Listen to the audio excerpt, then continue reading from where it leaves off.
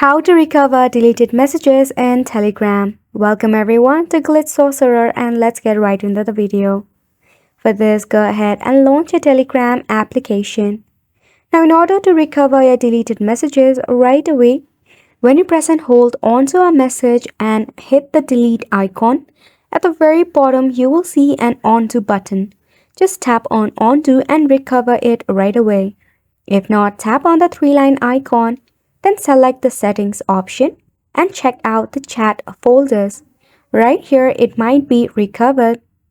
Now if not, you can exit from your Telegram. On to this next step, you will need to open up your files from your phone setting. Tap open your files. So right here you have to search and locate the Telegram file. In here, if you get a chance, in a cache folder of Telegram, you may find the messages files. Now when you tap on it, you'll be able to see some of the deleted messages in your Telegram.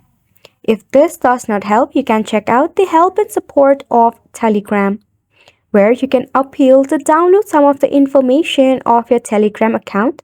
However, it may ask you for a verification. And that is all for this video as well. Thank you so much for tuning in.